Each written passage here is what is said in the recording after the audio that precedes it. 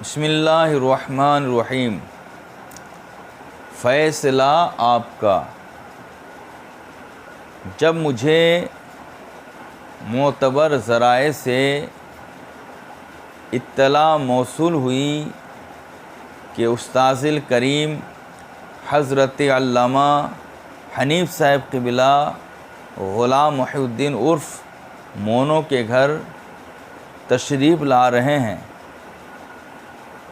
اور کچھ نوجوان اس بات پر آمادہ ہو چکے ہیں کہ حضرت قبلہ سے اس بات کی وضاحت طلب کریں گے کہ غلام محی الدین جو نسیمیوں میں رہتا ہے، کھاتا پیتا سب کچھ کرتا ہے، ساتھ اس کے نسیمیوں کو مسلمان اور نسیم سرکار کو بزرگ تسلیم کرتا ہے، گرچہ حبیب ملت سے جناب کا رابطہ وسیع ہے، پھر بھی ایسے شخص کے گھر آپ کا آنا شرعاً کیسا ہے؟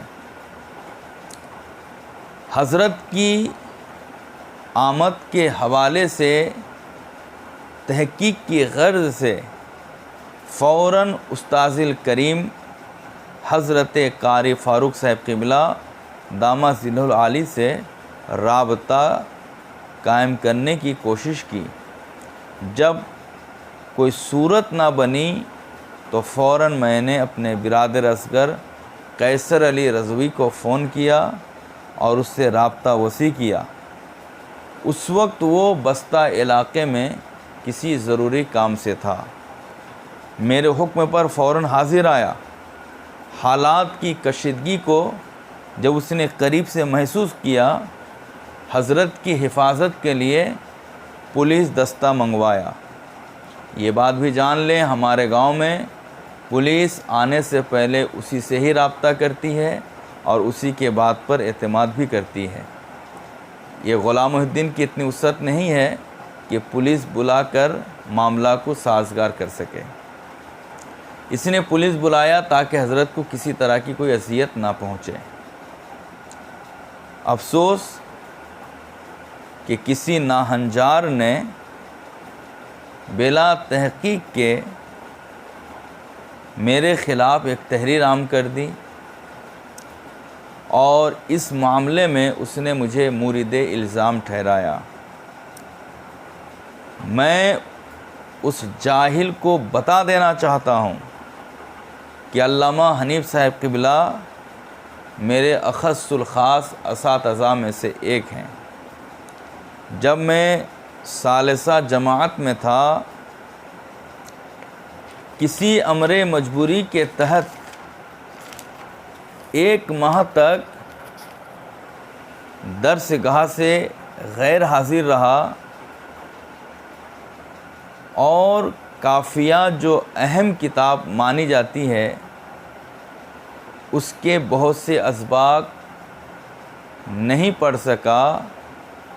معلم کتاب سے جب میں نے عرض کیا تو پرانے اسباق پڑھانے سے انکار فرما دیا۔ جب حضرت قبلہ کو اس بات کی اطلاع ہوئی تو فرمایا میں ہوں نا۔ بعد اس کے حضرت قبلہ نے ہر دن بعد عصر سوال باصولی کا مطالعہ فرما کر متروکہ اسباق کا درس دیا۔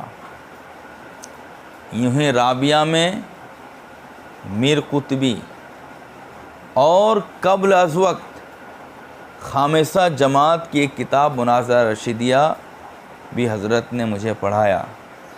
بتایا جائے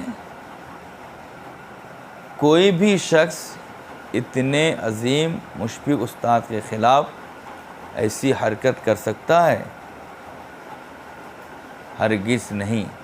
یہ کام تو سلیم الدین جیسا فاسق و فاجر، ناہنجار اور لڑکی بازی کر سکتا ہے۔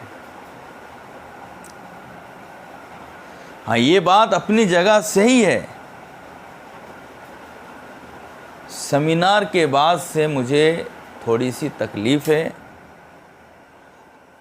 آپ حضرات مجھے غم و غصہ میں بھی دیکھتے ہوں گے۔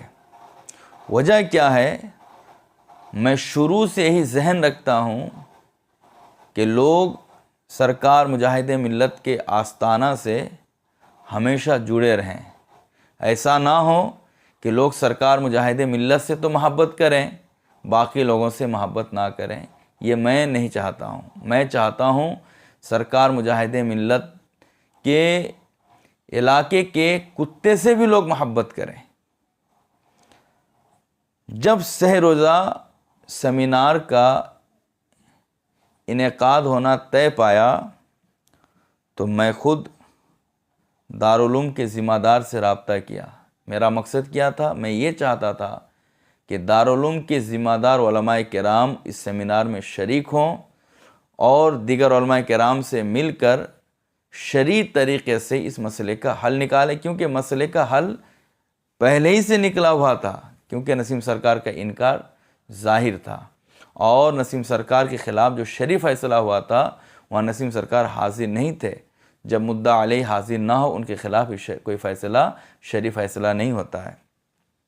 میں یہ چاہتا بھی تھا، یوں ہی نسیم سرکار پر جتنے الزامات لگائے گئے تھے بہت سے الزامات میزان شرع کے مطابق ثابت بھی نہیں اور بہت سے الزامات کو شرعی عدالت میں پیش نہیں کیے گئے۔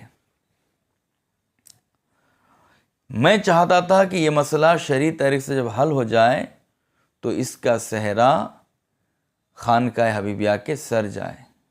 اس میں جب مجھے ناکامی ملی مجھے بہت تکلیف ہوئی، ساتھ اس کے مفتی قاسم صاحب قبلہ کے ساتھ جو چھوکروں نے سلوک کیا اس کی بھی مجھے تکلیف ہوئی۔ اسی لیے میں آج بھی کھل کے اعلان کرتا ہوں اس کے ذمہ دار صرف اور صرف دو ہی شخص ہیں۔ ایک عثمان ہے، اسے میں کبھی بھی معاف نہیں کروں گا، اور دوسرا فاسق و فاجر گمراہ گر جہنمی سلیم الدین ہے۔ یہ مردود سیمینار سے پہلے خانقاہ حبیبیہ پہنچ گیا اور سنا کہ وہاں مگرمچھ کا آنسو بہایا اور ان پاک لوگوں کو فریب دیا، نتیجے میں وہ حضرات شامل نہیں ہو سکے۔ اگر وہ حضرات آج شامل ہو جاتے اس سیمینار میں سارا صحرا انہی کے سر جاتا۔ مسئلہ تو شرعی طریقے سے حل ہو چکا ہے۔ اعلیٰ حضرت سرکار نے فرمایا کہ میرے دین پہ مضبوطی سے قائم رہنا، اور میرا دین وہی ہے جو میری کتب سے ظاہر ہے۔ اعلیٰ حضرت نے یہ نہیں فرمایا کہ میرا دین فلاں کے دستخط یا فلاں کے دستخط پہ موقوف ہے۔ یہ فرمایا میرا دین وہی ہے جو میری کتاب سے ظاہر ہے، کیونکہ اعلیٰ حضرت سرکار کو یہ معلوم ہو چکا تھا کہ ایک دور آئے گا لوگ شخصیت پرستی میں مبتلا ہو جائیں گے، لوگ دین کو چھوڑ کر اپنے پیر کے چکر میں رہیں گے۔ دین کے معاملے میں بھی لوگ دیکھیں گے کہ میرے پیر کا دستخط ہے کیا نہیں۔ جو دیکھے گا اس کے پیر کا دستخط ہے وہی مانے گا، اور جس کے پیر کا دستخط نہیں ہوگا اس کو نہیں مانے گا اور اپنی آخرت خراب کرے گا۔ اسی چیز کو محسوس کرتے ہوئے اعلیٰ حضرت سرکار نے دستخط والی بات کو رد فرما دیا، یہ کہتے ہوئے میرے دین پہ مضبوطی سے قائم رہنا، میرا دین وہی ہے جو میری کتب سے ظاہر ہے۔ الحمدللہ ہمارا فیصلہ کسی کے دستخط کے عین مطابق نہیں، فتاوی رضویہ شریف، فتاوی تاج الشریعہ کے عین مطابق ہے۔ آج بھی ہم اعلان کرتے ہیں کسی میں اگر جرأت ہے تو ہمارا سامنا کریں اور ثابت کر دیں کہ ہمارا فیصلہ فتاوی رضویہ شریف کے عین مطابق نہیں ہے، تو پھر ہم رجوع کے لیے تیار ہیں۔ وآخر دعوانا ان الحمدللہ رب العالمین۔